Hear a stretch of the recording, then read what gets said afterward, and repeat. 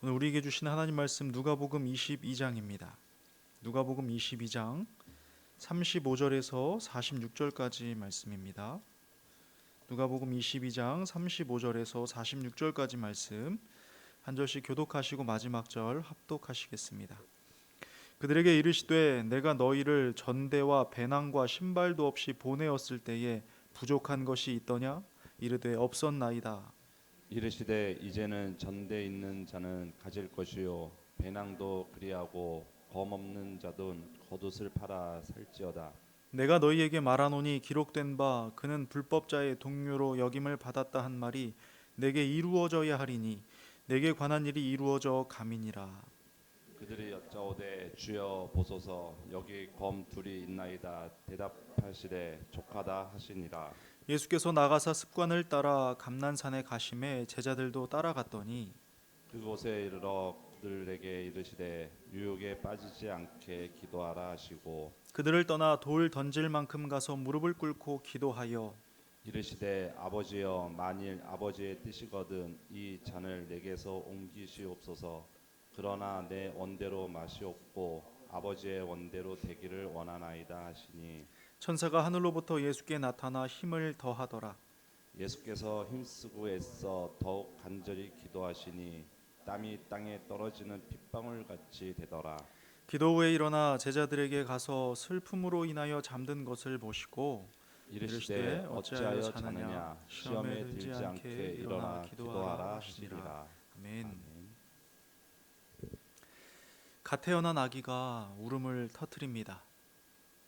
고귀한 생명이 세상에서 첫 발을 내딘 순간이지만 현실은 벌거벗은 몸에다가 가진 것이라곤 하나도 없습니다. 뿐만 아니라 제 몸 하나도 잘 가누지 못하는 처지죠.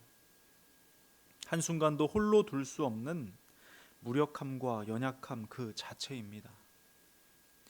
그런데 사람들은 이런 아기를 보며 불안해하거나 걱정하지 않습니다.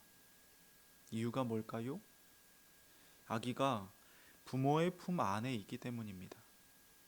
비록 무방비 상태이고 아무것도 가진 것이 없지만 부모의 품에 있는 아기는 그 어느 때보다 안전합니다.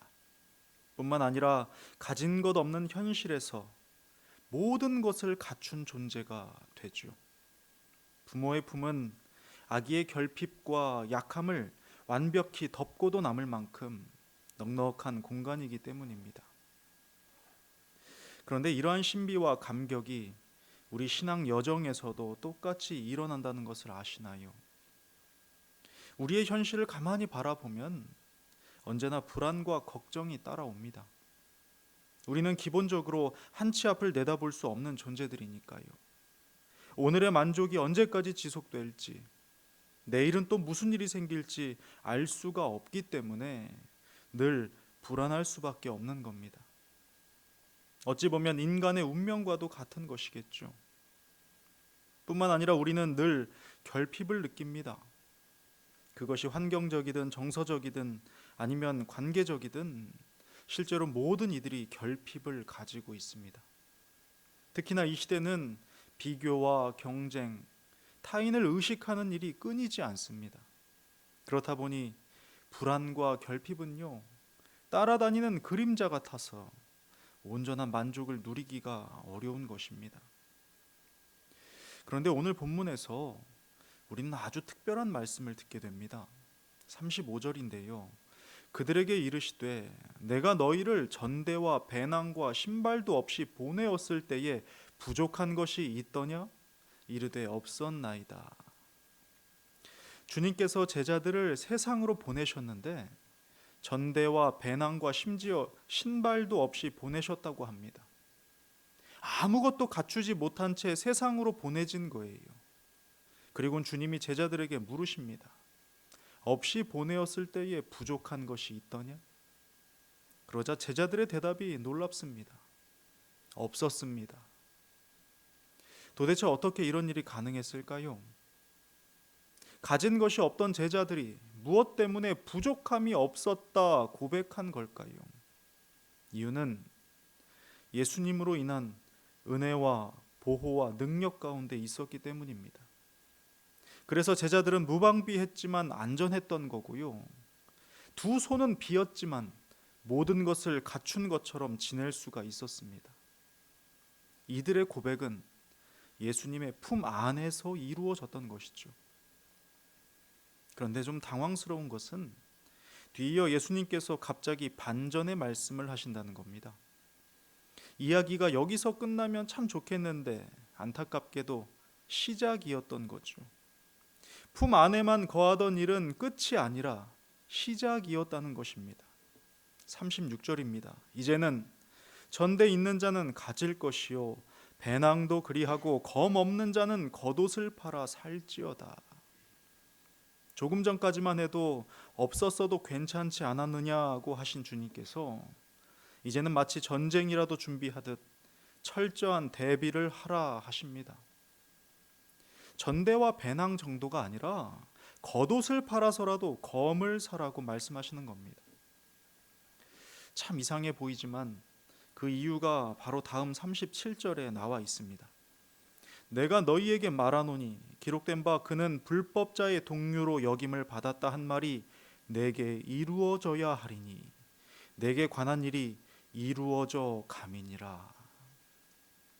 여기서 내게 관한 일이란 예수님의 십자가 고난과 죽음을 가리킵니다. 예수님께서 체포되시고 사람들에게 버림받으며 불법자와 같이 취급받아 십자가 처형을 받으시는 현실이 다가오고 있었습니다. 이제는 평화롭고 안전했던 시간이 끝나고 예수님을 환대하며 호산나를 외치던 군중들의 환호성이 사라질 것입니다. 그리고 그 자리에 비난과 박해와 고난이 들어서게 되는 것이죠. 그렇기 때문에 제자들은 준비되어야만 했습니다. 예수님께서 이제는 가져라 하신 말씀은 이제 준비하라. 너희에게 박해와 시련의 날이 올 것이니 영적인 각오와 현실적 준비를 갖추라는 뜻이었습니다. 다가올 일에 대해 말씀하셨던 것이죠. 그런데 제자들의 반응은 어떠한가요? 주님의 깊은 뜻을 이해하지 못하고 엉뚱한 대답을 합니다. 네 주님, 여기 검 둘이 있습니다. 참 답답한 노릇이죠. 이들은 예수님의 말씀을 육적인 싸움 내지는 물리적인 대비로 오해를 했습니다. 그래서 실제로 검을 뽑아 말고의 귀를 내리치는 일이 있었던 것이죠. 제자들은 아직까지 십자가의 길을 제대로 이해하지 못하고 있었습니다. 그런데 여기까지의 이야기가 제자들만의 것은 아니지요.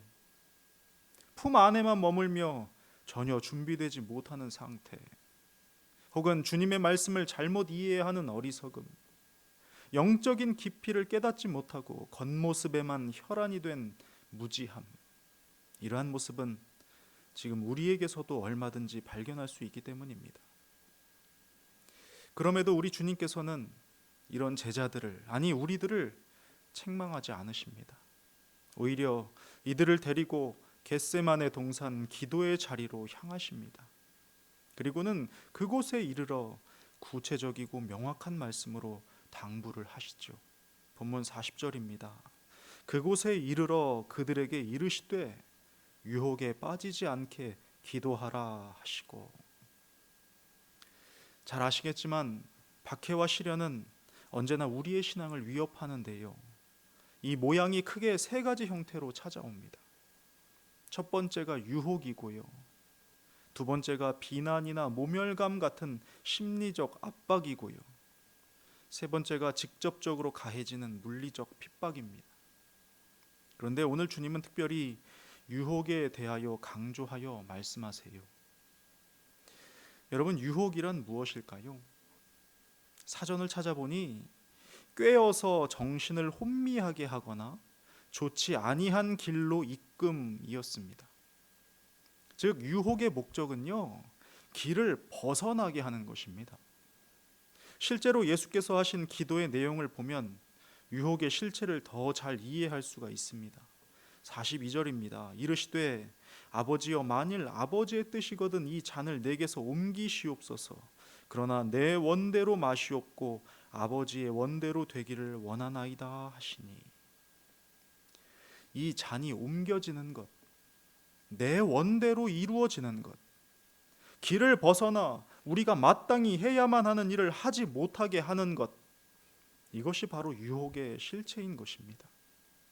주님 또한 자기의 고난과 십자가의 길 앞에서 벗어나라는 유혹을 마주하고 계셨던 거지요. 그런데 여기서 멈추지 않고 주님께서는 우리가 유혹에 빠지지 않는 유일한 방법을 가르쳐 주십니다. 그것은 바로 기도입니다. 그렇다면 기도란 정확히 무엇입니까? 잘 아시는 테레사 수녀의 일화가 있지요. 그녀를 인터뷰한 기자가 질문을 하나 던집니다. 당신은 기도를 많이 하시는 것으로 유명한데 기도 중에 무슨 말씀을 하시나요? 그러자 테레사 수녀가 대답했습니다. 저는 아무것도 말하지 않습니다. 저는 듣습니다. 실제로 많은 이들이 오해하고 있지만 기도란 말하는 것이 아니라 귀를 기울이는 태도입니다. 그렇기 때문에 기도는 나침판과도 같은 것이죠. 들음을 통해서 내가 마땅히 가야 할 방향을 확인하는 것입니다. 주님의 이 말씀은요, 너무나 당연합니다. 잘 듣는 자만이 길에서 벗어나지 않기 때문이지요. 우리가 유혹 앞에서 흔들리고 혼미해지며 결국 길을 잃는 이유는 주님의 음성을 제대로 듣지 못하기 때문입니다. 잊지 마십시오. 기도하지 않는 자는 길을 찾을 수 없습니다. 듣지 못하는 자는 결국 유혹 앞에서 자기의 뜻과 욕심을 따라 움직일 수밖에 없기 때문입니다.